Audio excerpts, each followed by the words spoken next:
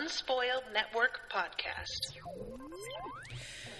This is Spoil Me, covering Mage, Errant, Book 7, baby! We're on the last book. Chapters 1 through 5. Fallow Fields, Canyon Kingdom, Riverboat Gamblers, The Streets of Old Fort, and Night Raid. In these chapters, our friends are back in Anastis, and it does not occur to them to try disguising themselves, which I'm genuinely shocked by. Also, it looks like Alustin is not as hardcore as he was. Welcome to Spoil Me.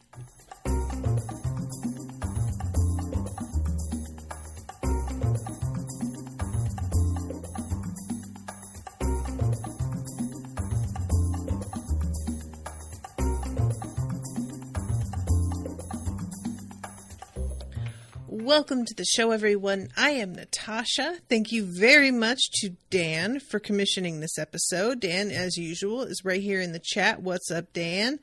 I cannot believe we are on the final book already. It feels like these went really, really fast. And I mean, they are like somewhat short books. It's really tough to say because, like, I also have a very distorted idea of what book lengths should be based on some of the other stuff that I have read or covered. So these feel like, you know, fairly short, but that may just be my own, you know, my own weird standard that is utterly meaningless. But yeah, so we are getting into our, like, journey toward this confrontation between Alustin and our crew. I want to come up with a name for our crew. When I talk about them in the show notes, usually what I do is write Hugh and Company.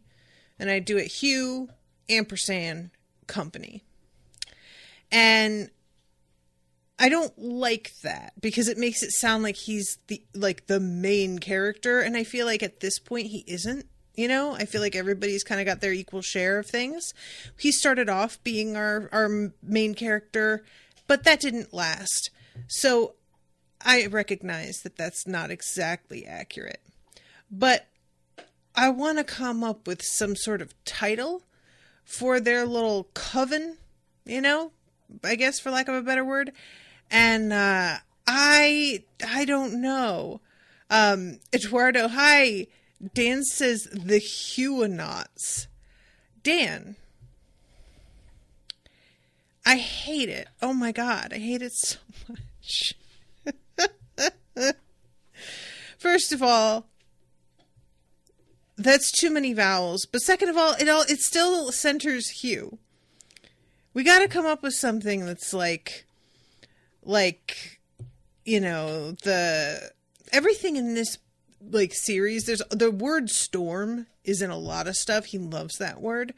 So I'm tempted to do something with that, but I feel like that's going to sound too generic at this point because it's used so often. So I don't know. I'll think on it. And I'm hoping that I will get an idea by the, you know, next episode or two, and then I can use that for the final book. But anyway, so we start things off here in Chapter 1, Fallow Fields, with Alustin. And the first sentence is, Alustin Haber, the last loyal son of Helicote, stood in a ruined village and hid his doubts. And we find out that this village was destroyed by the climate crisis that is being created by the Coven.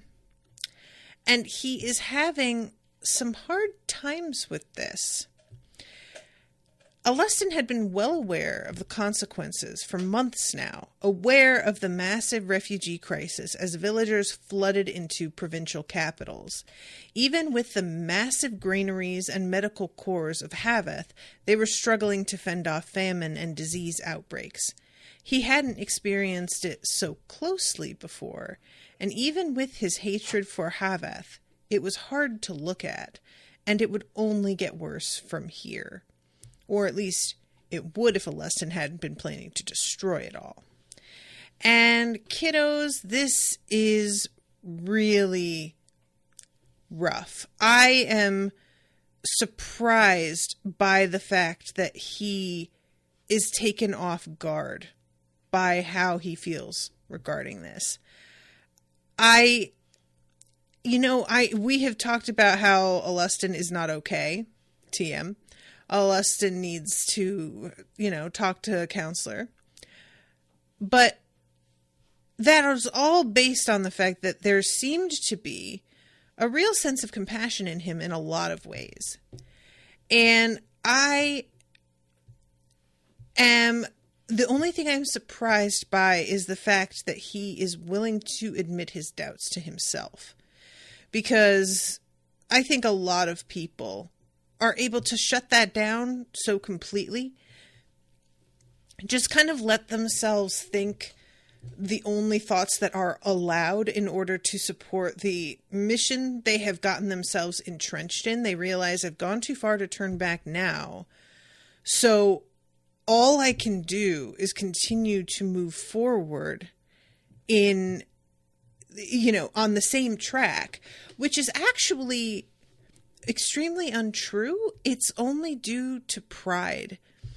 There's this poem, and forgive me guys, because I am going to be paraphrasing here, but it was in Parable of the Sower, I think, and it got to me so bad. It started off with, you hear something and repeat it, and because you've repeated it, now you believe it. And then, because you've said it aloud, you must stand by it because of your pride, and thus make yourself believe it even more deeply, until now you have begun to believe an entire lie simply because you said it out loud and can't back down. And that's a really poor paraphrasing. But it was just a very quick summary to me of what it's like when we have this going on in our own country right now in the U.S., where, we've got people who are circulating all of this misinformation. And I think at first, a lot of people who share this stuff, they know that it's not true. I don't even think that it's like, them falling for a thing exactly. I think there's a choice being made a lot of the time. And so what I'm saying is, I had kind of thought maybe he was going to just lie to himself to such a point that he would begin to really believe in the thing that he has been telling himself. And I'm not saying that he doesn't fully, I think he does believe it, but I think that I'm looking for this poem. Here it is. Okay, you guys forgive me. I paraphrase that so poorly. Here it is. This is from Parable of the Talents, Not Sower, by Octavia Butler. Beware. All too often, we say what we hear others say. We think what we're told that we think. We see what we are permitted to see. Worse, we see what we are told that we see. Repetition and pride are the keys to this. To hear and to see even an obvious lie again and again and again may be to say it, almost by reflex, then to defend it because we have said it, and at last to embrace it because we've defended it, and because we cannot admit that we've embraced and defended an obvious lie. Thus, without thought, without intent, we make mere echoes of ourselves, and we say what we hear others say. Tell me that is not a banger of a poem. I'm so glad I went and found it, because that fucking paraphrasing was god awful. You guys, I'm going to take a step left briefly, because there's no way to talk about this kind of thing and trying to convince yourself that a certain way of approaching a problem like this is right or wrong without touching on what's going on in Gaza. And there have been a lot of stories circulating over the past few days of, there's been video and supposedly photos of like beheaded babies and a woman who had been raped and murdered who later turned out to like be alive, and all of these things, like the babies thing turned out to be completely false, and very high level media outlets were taking these stories and running with them and just repeating them in their fucking official news reports without substantiation and stoking these fires. And it turned out to be bullshit.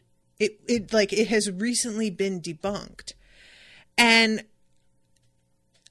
the situation there, while overall complicated and not something that I feel I have enough information about to have an educated opinion, when you step back and really look at the way we are twisting the narrative when we are talking about the Palestinians versus Israelis, I feel like it's pretty obvious what's happening and the way that Palestinians are being demonized as a whole for the actions of maybe a few getting extreme, but the overall attempt to free themselves, for me, seems pretty fucking valid based on very well documented attempts at ethnic cleansing. So when you see these stories getting circulated and being picked up by major outlets, famous reporters with millions of followers on Facebook who are trusted, sharing them, endorsing them, claiming, even President Biden at one point claimed to have seen these photos himself. And then you find out it was all lies and secondhand bad information. That's extremely troubling and sobering.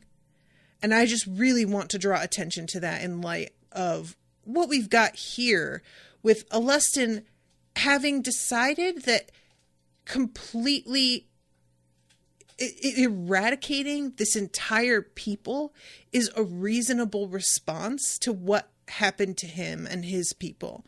The perpetuation of this cycle. And, you know, will that heal you? Will that bring them back? Will that end a cycle forever? None of this is ever completely over unless you do really decide that you are simply going to bring humanity in total to an end. And as much as everybody who knows about the tongue eater seems to be certain that's what will happen, it still feels like Alustin's operating under the assumption that he's going to destroy Havath entirely and that the rest of the world won't be affected in the same way, that it'll still stay localized somehow. And that, yeah, there'll be some like splash over, but nothing's ever perfectly tidy, and that's acceptable as far as collateral damage. He knows he himself will die, and I think that's a big part of it, is that because he is going into this as a suicide mission, he won't have to see the consequences of what he's done. And I think that's a very deliberate choice to bury his head in the sand, tell himself a fable about how it's going to wind up, and if it's not true, he'll never know, because he has embraced this little fairy tale in his head about how this is going to go. So anyway, I just the way that the tone of this chapter just was really affecting me after all of the things that had been in the news.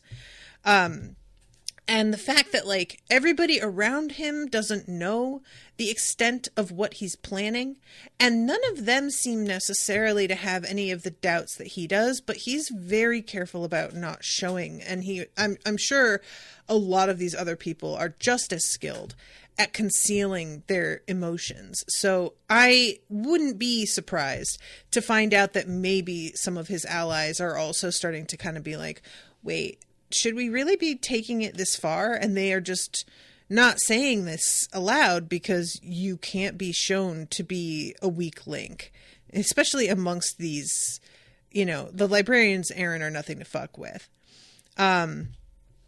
So they're talking about how the Havath city is being, evacuated.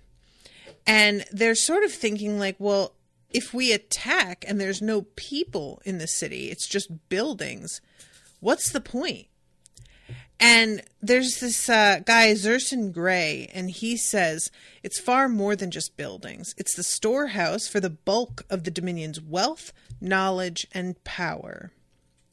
The majority of Havath's roads and canals all converge on the city, and its defenses are quite literally irreplaceable.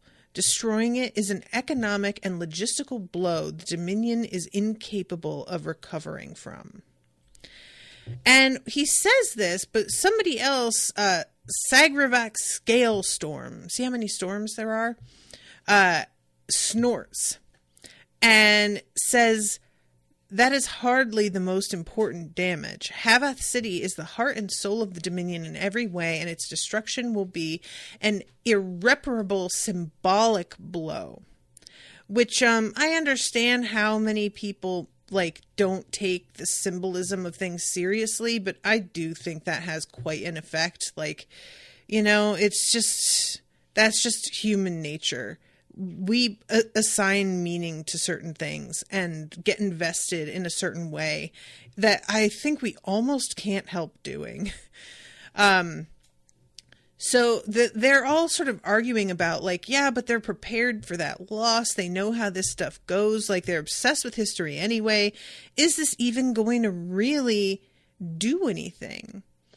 And Alustin chimes in with, our whole strategy is built around a surgical strike. We have not planned to just chase people across farmlands. We've got our everything in place to do things one way, and we can't be changing up the approach of all of this now just to go after people and harass. We have got to stay focused. I suspect the Dominion is far less stable than you make it out to be. Besides, it faces far worse external threats than Imperial Ithos ever did. That was half a lie. Alustin agreed with the spatial mage on several levels. The Dominion had plenty of problems, but it was far more stable than the Ithonian Empire had ever been. Alustin was going to do far more damage to Havath than his allies realized, however. So then he drops, Sika is marching to war. Not just raiding. I scried their armies myself. It's a full mobilization. And as they all begin to argue about what this means, he sort of retreats into himself a little bit. I think that it's kind of interesting that he's basically trying to mask a lot around everybody, and it's tiring him out. And that combined with the tongue eater always attempting to get into his head, that seems like it's wearing him down as well. So I feel like there's almost I don't want to say that he is beginning to see things differently simply out of mental exhaustion, because that is such a passive result that I don't really like the implications of it just being but I can't help but wonder if in some ways how worn down he is because of all this secrecy and the planning to betray everybody. If there's a certain part of him that he has managed to keep quiet using all of that energy. And now that energy is being redirected and he can't quite tamp his conscience down the way he was able to before anymore. And then we get a little bit about like this fake encampment. Their encampment in the ruined village was different than any of Alustin's past ones for good reason. This one wasn't real. And there's this whole thing with the intertwined has been brought up before. The liches that are managing to overlap their domains and work together in a way that had not been seen ever before. And it seems to me like what methods they are using to do it seems secret. Like, I don't know if other people have been unable to replicate it, but I'm extremely curious about it and whether it's like a similar thing as what Hugh has done with his friends, where they have pacted to one another somehow. And let's see, the last echo of Lord of Bells is what he is planning to use against those liches. The only things he'd stolen from Skyhold's vault were the Tongue Eater and the Chitin Wand. No need to plague the continent with yet more magical super weapons. It would be weeks yet until the last echo was ready to fire, unfortunately. Weeks with the Havathi hunting them, trying to weaken or destroy their forces, and attempting to seize the magical super weapons. Weeks when everything could go wrong. And I'm really curious about what this weapon needs to charge up and be ready to go. If it's like something that he set up and had to leave to, finish its like a process, whether it's something like, it's triggered by the movement of the stars or weather or the presence of somebody or an item that they bring and put into a play. Like, I'm thinking about, things in terms of Indiana Jones, where he brings an amulet into a secret room and the sun shines through at a certain time of day through the crystal and points to the exact, that kind of thing.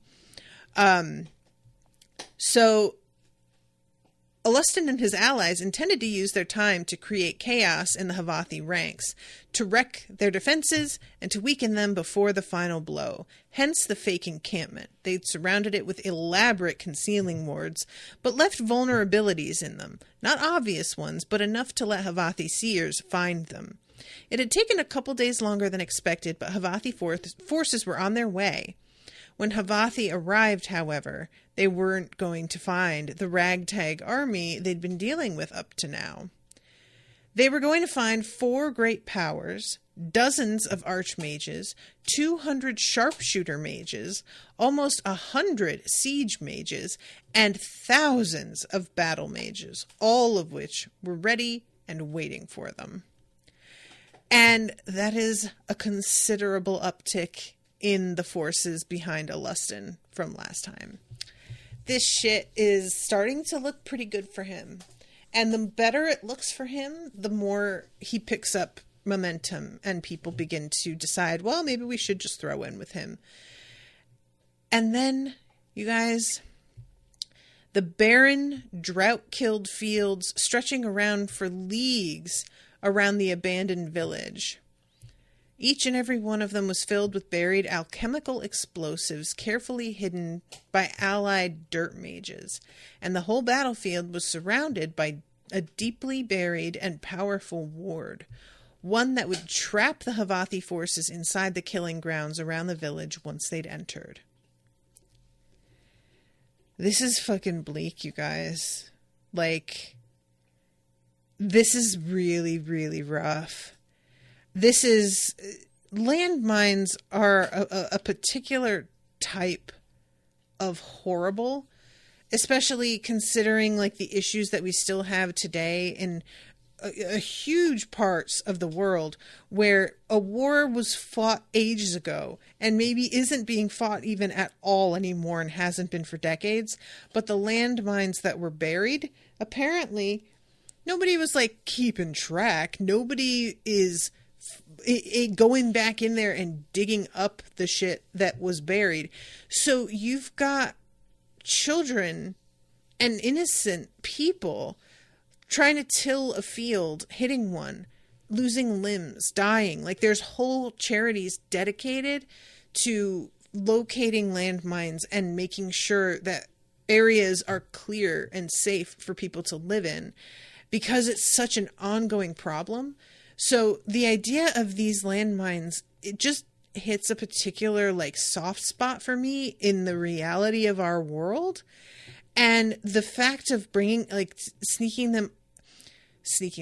luring them into a place that they will be trapped in, so that these explosions will be guaranteed to kill them. Like, there is just a cold-bloodedness to this attempt that it just bums me out. It's truly upsetting. Like, there's a video game quality to it. It feels like you have to be detached from the actual human beings affected to create this sort of plan. So anyway, this whole thing is just really, it's rough. And Alustin should be looking forward to the battle, should be relishing the one-sided slaughter that was about to happen. But instead, he found himself fighting to hide his doubts from his allies. Doubts about whether he was doing the right thing, doubts about whether his plans would succeed, and doubts about what would happen even if he did succeed. Most of all, Alustin worried whether the revenge had been worth all his betrayals, those already past and those yet to come. And he's thinking, like, well, if I step off this path, it'll end badly. But he knows, like, it's also going to end badly if I don't. So either way, and for me, it really seems at this point to be about pride, you know. MX Shard says, symbolism is a potent thing, and there's a reason it's a huge part of all sorts of rituals. Yeah, for sure. I lived in Hawaii for a while, and my first grade class had a coloring sheet assignment about what to do if we found old ammunition. In hindsight, that was horrifying, but at the time, I didn't even realize any of what that meant. Isn't that that's such a true thing. Taking stuff in stride as a kid, and then you look back and you're like, wait, that's incredibly fucked up. You know, like, the fact that I just can't get over that in wars we just like put landmines down and then lost track of where they were. Like, that's just so incredibly irresponsible, and I just can't quite recover from the fact that that's how people are handling these like deadly weapons. It's just at random, arbitrarily placed with no, like, oh my god. Anyway. Oh my god. Dan says, if I recall correctly, a heat wave in Europe last year was setting off old munitions buried from World War I and II. Jesus Christ. You know, like, why are we like this? Why are we like this? I just can't. Like, anyway, all right, let's go into chapter 2. So, all of our friends are descending into High Vale under the protection of Mackerel from scrying, and they are using the Stormward's crown to sort of like lead them down and block the light cantrips they're using so that other people don't spot them. And it says when they're looking around at this place, Godric's the one who says, not somewhere you want to live if you're afraid of heights, which, yeah, this sounds like a nightmare. Like, everything is built into cliff faces, and this would be the sort of place that I would never be able to relax. It sort of makes me think of the sky cells in the Eyrie in Song of Ice and Fire. For those not familiar, there are, the Eyrie is this like impregnable fortress at the top of this sheer cliff that there's really no way to get up to it except by being carted up in a basket with a pulley system. And so there's no way anybody's ever going to take it. And up there, like, the dungeons, instead of being these like closed dark cells, are open on one side with a slightly canted floor, so that the floor is gently tipping you toward the open side. And you are exposed to the elements, and you are exposed to the view of the abyss below you. And a lot of times people who are being kept in these prisons just wind up throwing themselves off because it wears away at you after a time. Like, even being able to sleep is difficult because you roll, and the way you roll, the floor leads you to the edge, and you can like wake up right on the edge, which that is a nightmare scenario for me. So they're looking around. Place looks cool, but Hugh is kind of like, I don't like this. Like, Rhodes is from here. He's part of the royal family. And I know it's not fair to judge everybody by the actions of one person of this group, but I love the way this is. It was slightly irrational to judge one of the most powerful nations by the behavior of one citizen, he supposed, but he'd never made any claims toward being the most rational person around. And I liked that ending of that sentence, of just being like, yeah, well, so what? Maybe I am being irrational. Suck it. So they are heading in. They go to an inn to stay. And this is when I started to be kind of like, are they doing anything to conceal who they are? And I was waiting for that to be mentioned. And like at one point, Talia says something after this has been brought up, and they're all sort of like, maybe we should have. Their eyes are so distinctive. Godric's size is so distinctive. Like, what could they have done?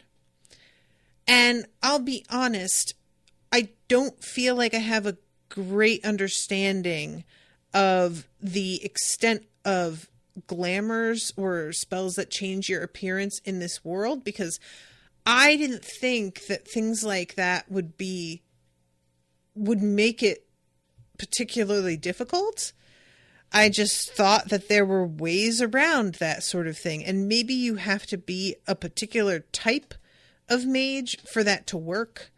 But I just kept thinking that we were going to have a conversation about, like, all right, lay low, wear your hoods up, or I don't know, like any number of things that they could do. And they don't. And it's not until later that they even think of it. And I was like, y'all have been working so hard to be stealthy, and then you're just out here walking around in the open. It did not make a lot of sense to me. And I think where we're going is that John Bierce decided he liked the idea of them being more open with who they are in the end, because of the fact that they'd have to go through a gauntlet. You know, I think that's what he liked. But because it never entered their minds, that's the part that I have a hard time with. I wish that they had had this discussion to begin with, and then decided, oh, we're just going to be open, and use that in a way to help us. So it's just really the only thing I have like a problem with here is simply the fact that it seems like nobody thought of it. They're out here coming in the dead of night using an anti-scrying spell and not letting anybody see the light they're shining. As they like, why then? If you're just going to stroll into an inn with your regular face on and sleep and get up and go out to breakfast with everybody the next day, it's just a strange thing to overlook and then address later. It doesn't feel like the way our friends work usually. They are people who think ahead. And I really would have thought they'd have gone over a lot of this beforehand. Emmett Shard says, there's a reason Hugh gets so upset about wards not having decay functions included. Oh, right, I forgot about that. It would probably need a light affinity or something similar to do illusions like that, or a dream mage without Talia's limitations. Dan says, Sabe, I feel like, should have thought of it. Part of it could also be they just spent months on a completely open society. But they, like I said, they just used extensive magic to keep anybody from seeing them enter the town. So to then just immediately drop it is weird. And, you know, I know that, so Alustin was in disguise as the captain of a ship later, like, you know, in what, book 3? I don't remember how he maintains that glamour, who did that. So that's what I'm sort of thinking of, is the fact that he was able to do that so effectively. Like, they were in pretty close quarters with him and they still did not know who he was. So I'm kind of feeling like it seems like that should be possible. But, you know, if it's not their particular ability, that's fine. I just wanted this to be a discussion they had beforehand. Anyway, too late. It's over. Let's move on. So they get some regular good old Anastian food and they go to their beds and they're just like, oh, thank God we can crash. But then there is this like loud fucking festival going on outside when they wake up. And it turns out they have these a lot.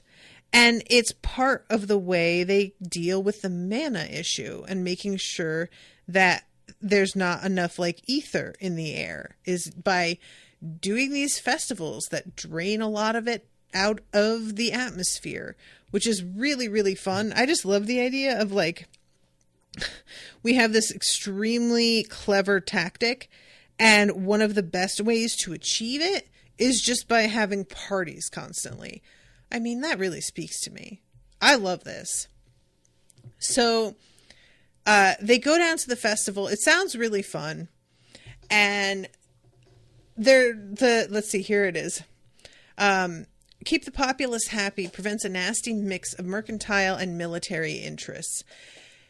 Nations that spend too much gold and mana on enchanted or alchemical weapon production often end up in dangerous spirals of weapons spending. The business interests involved usually end up hijacking their politics, forming a deeply corrupt alliance between industry and their military. All right, well then. Y'all, you ever just sit back and go, God, we are just fucked? Like, you know? It just feels like the whole concept of trying to make our systems more fair and less corrupt and more geared towards the welfare of people and peace is like me trying to do open heart surgery on myself. The risk to my actual overall well-being is so much higher if I attempt this myself. Somebody else has to do it. But in this sort of like government setup that we've got, who else is there? We have everything set up that there's like, you know, there's channels that you have to go through. But those channels are what's fucked. So what do you fucking do? This is when you get into like people who have just kind of given up and stopped going to vote. And for the record, I still vote. Of course I still vote. But I can understand that feeling of deep ambivalence. Like, you guys, there is a trend going on right now, and you can look it up. I think I have counted 4 so far this year, elected officials in different cities, and I can't remember what positions each of them had, but they were elected into office running as Democrats on a Democratic platform. They won the election, and once in office, switched parties. And decided to completely abandon their support of abortion rights, their interest in, you know, stricter gun laws, all of this stuff. And there's nothing illegal about doing that. That's a completely legal maneuver. And the fact that there is nothing in place to keep people from doing that and maintaining the same office they were elected into under totally false pretenses is a testament to just how devious these folks are, because nobody who set the rules up even considered anybody would do something this fucking transparent and horrible.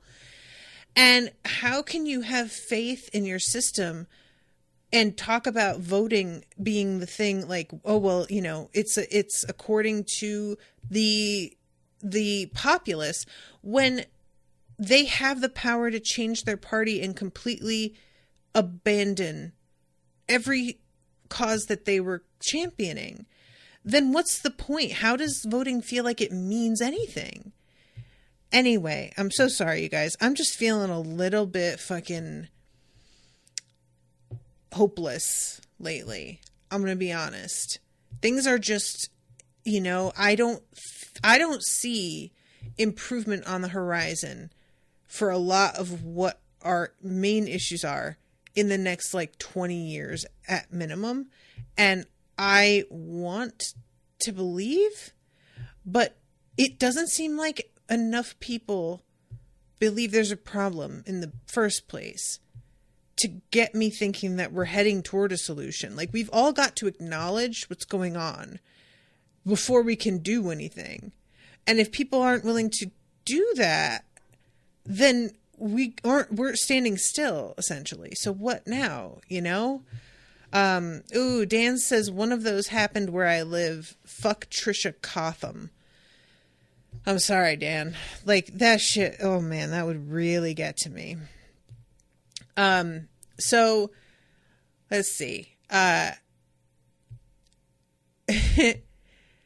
There's a moment here where Hugh is thinking that because Clan Castus raids a lot, that there would be people who would, you know, that it would be difficult for Talia moving through this place, and her being somewhat recognizable as from Clan Castus, and that it would turn into a potential problem just randomly on the street. But it seems like there's almost a symbiotic relationship with that. The value of their trade with Highvale dwarfs the costs of the raids, which is really interesting. So, Dan says, but when a long train of abuses and usurpations, pursuing invariably the same object, evinces a design to reduce them under absolute despotism, it is their right, it is their duty to throw off such government and to provide new guards for their future security. What's that from, Dan? Is this from an ancient American document? The Declaration of Independence. So yes, it is. So how do we do that, Dan? How? How do we do it? You know, I'm a podcaster. Like, this is where I come down. Do I have to get a gun? Do I got to be out here in these streets? Is that what we're doing? Like, I just don't. If that's what we're doing, then let's fucking like decide that. But we don't have a plan here. Dan says left needs to be willing to embrace violence again, in my opinion. I fully fucking agree. I've been like, I used to be such a pacifist, y'all. And I realize looking back how much our society has depended on the idea of like civility and respectability to keep us subdued. And there's like an elitism almost to the idea of nonviolence that, well, if you have to resort to that, like it with this disdain, you know, as if it's like, well, what do you mean? Nobody's ever gotten their rights given to them or reasonable working conditions and days off and pensions. They didn't do that by just like asking nicely. Everything that we have was because somebody drew blood over it. And we just don't really want to fucking acknowledge that part. Anyway, I am so off target. I'm so sorry, you guys. I love that Hugh at one point goes and gets a pastry. He's like, oh my God, finally a bakery, which I really obviously relate to. And then it says Hugh didn't have any way of knowing that there would be a Havathi spy shopping in that particular bakery that would report their presence, nor would he ever know. Nor would it have particularly mattered if they hadn't entered the bakery. They'd already been spotted by no less than 4 informants and spies from various groups, even by one freelance information broker who was happy to sell the information to anyone with coin. Mackerel might make them invisible to seers, but didn't do the slightest good against old-fashioned feet on the ground. So that's the vibe we're going into for chapter 3 with the riverboat gamblers. And I'm going to skip a lot of this because it's a lot of fighting that really just adds up to they are being attacked by people who are calling themselves bounty hunters, but they're clearly complete amateurs due to a price on their head of, it's something like $100 a person, which is really low and makes Talia extremely upset. And they clear these guys up it's buffoonish is the word that Talia uses. A couple of them do things that cause themselves to pass out because they're not thinking things through entirely. So embarrassing. And Godric is like, well, it seems like somebody has spread the word about us, I guess. And we find out here as well how much their strength has grown. So Sabe was able to lift a dude with one hand. Rad. And Talia is like, I wonder how strong I am now. And she's able, it turns out, to pick up Godric in his armor. He is not held for long. And it's not like she pulls him very high off the ground. But it just, still, she had never, ever been able to lift him like that. And she's just like, it's not levels of power that make her into the Hulk, but it is an advantage. So let's see. Sabe says we can't assume that future ambushers will be so inept. We can definitely assume there will be more. I can't believe I didn't think to disguise our return after all our caution traveling via Labyrinth. And I'm just like, yeah, me neither. So what Talia says in the end is what we can do is blind people instead of using darkness with a bright light. And so the next chapter shows them arriving at Old Fort with the biggest fucking display of drip you have ever seen. They have their tools and weapons out. They're flaunting what they can do. Godric's got his fucking hammer on his shoulder and is just walking through the crowd they will get out of my way or they won't, and that sucks for them. And I love that the connection that they have to each other's emotions. You can tell Godric is like, oh my God, this is so rude. I'm so sorry, everybody, but he can't show it. And I completely get that because there are times where I have to keep a certain face up and inside, I'm just like, oh my God, So this works really, really well. And there's a combination of things. It attracts attention to the degree that nobody's going to be able to make a move because there will be so many witnesses. And it says the extra attention, if someone was bold enough to attack them publicly, wasn't much of a defense. Despite understanding the plan on a logical level, Hugh still hated it. All this public attention was an absolute nightmare for him, which, yeah, I'm sorry, buddy. I really am. So we get a description of the town here, and eventually they are heading into this museum area, and they stop throwing their weight around quite as much once they are there. And there is a guy here named Sterren who has these really incredibly brightly colored robes that change color. Complete vibe. Love this so much. And he's like, all right, well, let's go talk. And it turns out that he is a connect.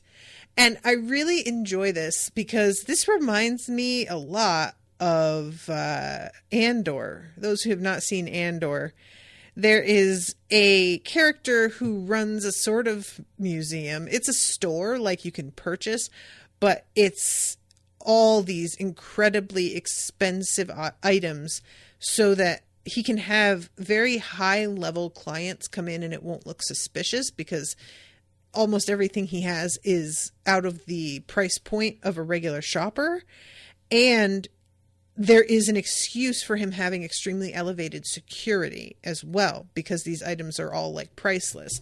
And he plays this role of, I won't say he's like a complete fop, but he is playing up a sort of like ditzy, almost like personality, when in fact he's the opposite.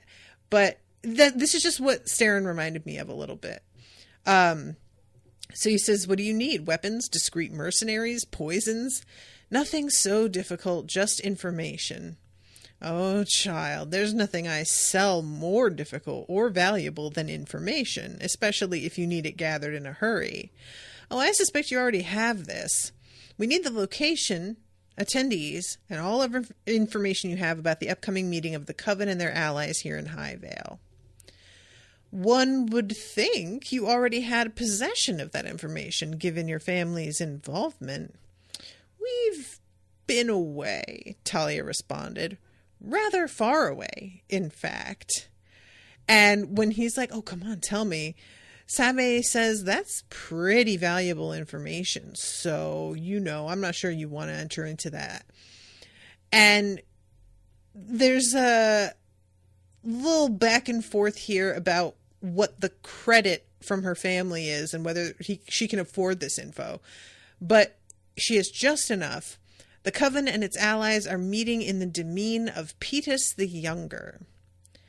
And as Hugh is writing all this information down, he's like, well, now he knows where we're heading.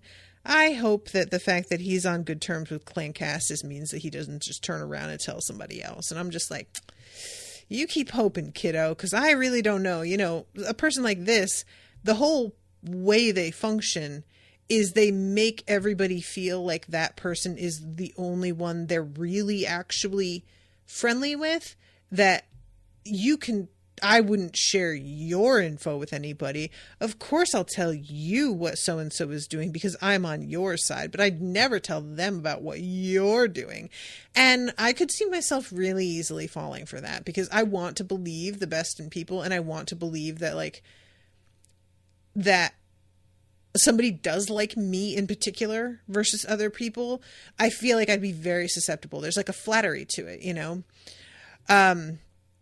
So then we go into chapter 5 and we get a night raid.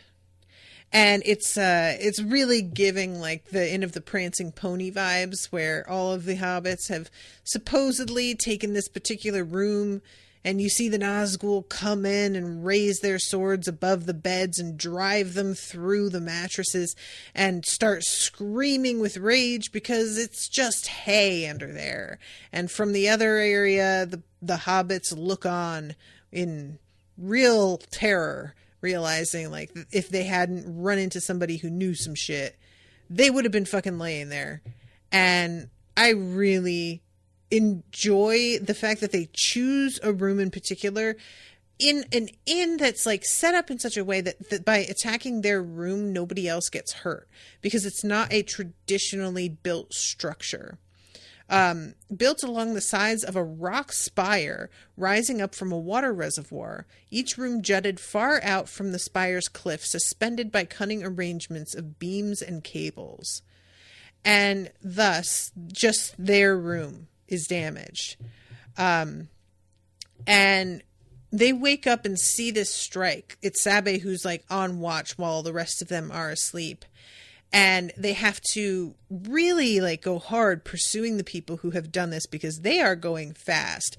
And it seems like in the end, the people who attacked their room knew they weren't in it. Based on the way this goes down, it seems like they were being lured. And it's a shame, because, there's a part of them, I think, that is aware that's a possibility, but they don't really seem to take that seriously. So this is so cool, though. The way that Hugh is using the Stormward's crown, he makes it into a slide first, and he's got so many stones for it. Nodes that he has to, like, as they're running, pull them from under them and then remake the tunnel in front of them to support them as they're running. This is just something that sounds like it would look really, really cool. And the tunnel that they're running through is also, like, warded with attention wards and stuff, supposedly, so that the people who are running away don't notice they're being followed, but probably they do. So let's see. Here it is. Sabe wasn't sure whether Hugh or Godric caught them with a levitation spell before they hit the ground, but she'd already spun up her wind armor around her before she touched down. Mackerel didn't have armor, but the spellbook hardly needed it. Sabe gestured, and the 5 of them sprinted down a narrow slot between 2 warehouses. They barely made it in before the entrance to the slot got absolutely shredded by some unseen spell. And Hugh says, we passed over some kind of ward, and the whole point was that, it was made to be delicate. I barely had any time to react to the wards interfering with each other. Couldn't even get all the crown nodes out of the way before the spells hit. Lost 2 of them. And a 3rd was damaged. And I was like, that sucks. I don't know how hard those are to make, but I have to assume it's not a simple job. So this is when they are being chased. And part of this is their design. They are, setting things up here. But let's see. A few seconds could be an eternity in combat. Their position was already being hammered with battle spells by the time the idea had crystallized in her head. Her plan was, amusingly enough, inspired by the same ostentatious strategy they'd used entering the city of Old Fort. So, when she asks Hugh about, like, they have, like, detector wards set up, right? He says, well, they're not even. They are just alarm wards sensitive to the slightest disturbance. And she says, so let's trigger all of them. And this is part of them just doing the whole, like, we're going to be big and we're going to be very attention-getting and sort of just confuse the issue, by the way we're behaving here. And the way that this goes, it feels for quite a while like our friends are destined to carry the day. She is running and jamming these bone shards into the ground as she goes. She has them, like, in her wind armor so that they're right under her feet, and she, like, steps them into the ground as she's running. And then she changes her armor and she makes it into that, like, much bigger storm armor. A thunderclap rolled over the battle. It felt like she'd slapped herself across her entire body, and Sabe knew she'd be developing more than her fair share of bruises, but it caught everyone's attention. So that's the only reason she used it, was simply for the thunderclap. They started converging on one another while Sabe and Mackerel did their best to keep pressure off the others. Once they'd gotten back to back, Sabe and Mackerel launched themselves over, and Hugh wrapped them all in the Storm Ward's cloud. The bounty hunters didn't have more than a few heartbeats to focus their spells on the group. Even in that short amount of time, he was visibly staggered by the sheer volume of wood splinters, high-speed cobblestones, fire blasts, and lightning bolts that struck his wards. But then, all the bone shards detonate, and the blast launches their bubbles straight up into the air. And we're thinking, oh, sweet, escape. But then they are stopped because there is a copper wire mage who has made a net above them. And they get caught in it, which is just infuriating. Let's see, here it is. They are, like, I think Hugh gets completely knocked unconscious. He finally is, getting up, but it's a moment of just genuine, oh my God, is he okay? Which, I'm wondering, was he, like, is his armor not as good as everyone else's? It seems like he really is the only one that completely got knocked out. But Sebbe was just about ready to bodily pick up Hugh and make a full retreat when something entirely unexpected happened. Battle spells began raining down on enemy positions from every direction.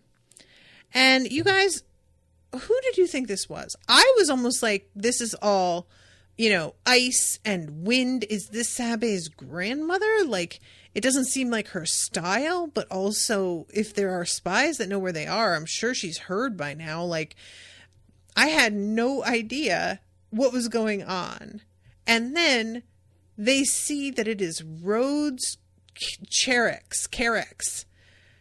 And he says, are you going to stare at me all day? Or are we going to try and find a better party than this? I've got to admit, this one doesn't seem like much fun.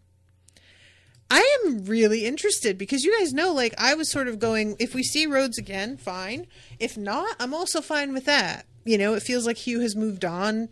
And if there's not, a storybook sort of conclusion to that, I'm not going to be mad about it. But now that he is here and he is helping them, I find this really compelling. Like, what changes has he gone through since we've last seen him? So, all right, I'm going to wrap up, but yeah, really interested to read the next chapters. Thank you again, Dan, for commissioning this. Appreciate you a lot. And I hope y'all are enjoying the coverage. So until next week, toodaloo, motherfuckers.